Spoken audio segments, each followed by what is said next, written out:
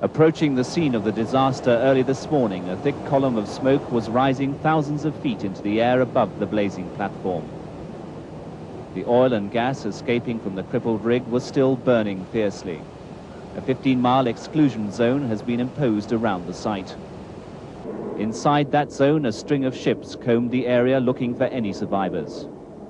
The whole superstructure of the platform has collapsed in a tangle of molten metal.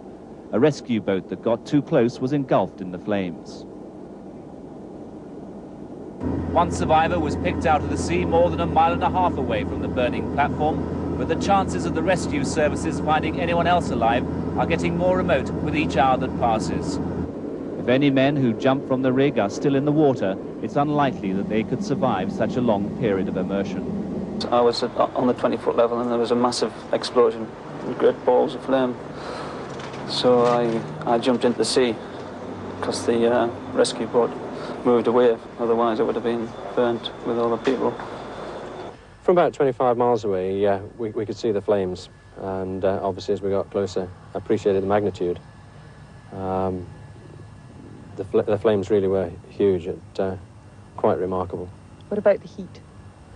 The heat obviously wasn't until we got a lot closer, but you could feel the heat quite clearly, in fact, uncomfortably clearly. Basically, they had very little notice about it. The explosion happened, and they weren't able to launch any of their escape vessels or life rafts, and were committed really to escaping from a rig by simply leaping from some 200 feet into the water. The rescue services coordinated from this control room have been working around the clock, but they now fear only bodies will be recovered from the water.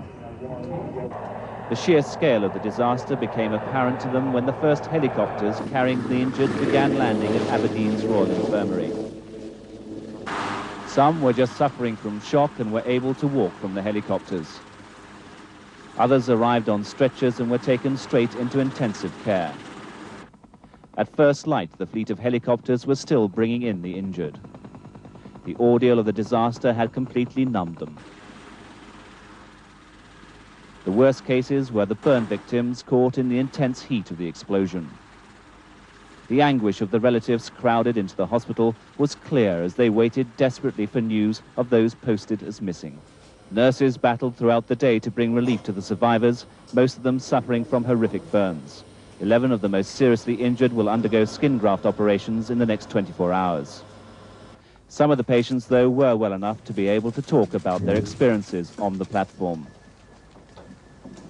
Within about 5 minutes, you know, the inferno and the smoke was so much that the people, they tried all the exit doors from the accommodation to get out onto the rig and get into the water or the boats or whatever. But, you know, they were beaten back at every opportunity.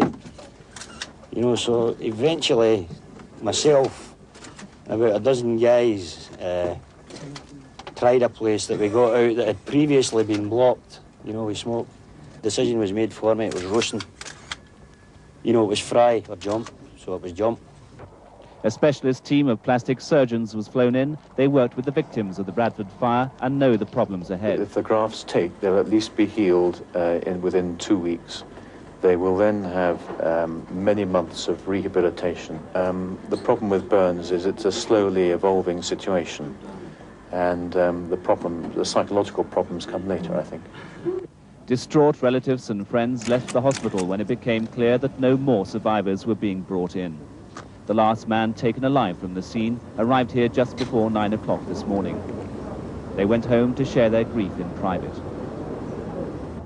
Tonight, more than 24 hours after the first explosions ripped through the Piper Alpha platform, the fierce flames have been damped down.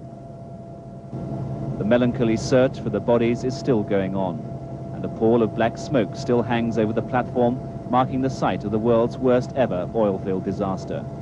David Chater, News at 10 in the North Sea. The fire on board the Piper Alpha platform has broken out again. These pictures were taken at the scene of the disaster just 2 hours ago. Half of the platform has been completely destroyed by the explosion.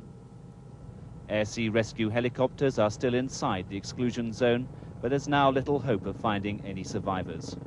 The task is now one of finding bodies. A fleet of NATO ships is still on station, but the operation is expected to be scaled down tomorrow. The water around the rig is littered with wreckage. The tattered remains of the personal effects of the people on board the rig have been carefully collected. A team of investigators is expected to be flown out to the scene tomorrow. David Chater, News at 10 in the North Sea.